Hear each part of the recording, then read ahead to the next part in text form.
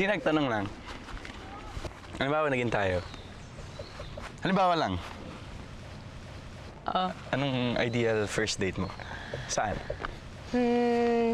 Sa Titanic. Gusto ko kasi feeling ko ako si Rose. Yung kumaganyan. At ako si Jack. And boy. Para saan yun? Para saan yun? Wala. Thank you kasi sinamahan mo ko. Tapos binigyan mo ako ng maraming chances. Alam mo, eto na yun eh. Ang alin? Ang perfect first date ko.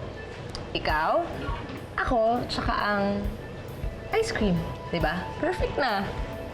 Eh, sabi ko naman sa'yo, di ba? Masaya na ako makasama kita. Lalo na kapag nakangiti ka. Sige, ganito ha.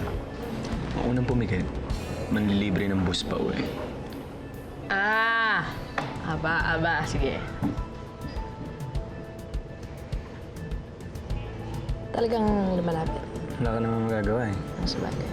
Sabi ko nga.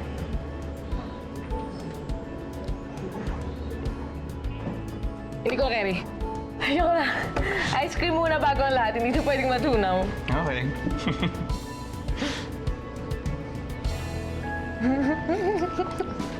Ikaw talaga.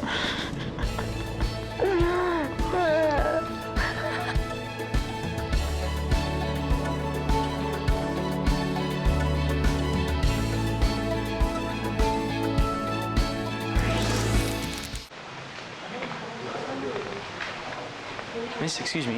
Yes, May sir? makita kasi akong yate dyan sa Dock Air. Pwede ko bang marentahan yan kahit for an hour lang? I'll check on that, sir. Thank you. Baby! You're welcome. Benji! Benji! Ano na nangyari? Ano sabi mo? Benji! Wala. May tinanong lang ako sa front desk. Gusto mo umikot? Teka lang, mayroon akong biniling damit. Para saan? Para sa akin, tsaka para sa'yo. Ayaw ba itong suot natin? Hindi, para mas maganda sa pictures. Picture? Oo, tignan mo, dali, tignan mo. Ayaw mo ba to? Tignan mo yung akin. Ganda nito. Ikaw ang queen, ako yung king. Mas maganda to. Picturean mo ko, dali. Ganyan ba siya? Oo, Ganyan ba yan? headband to.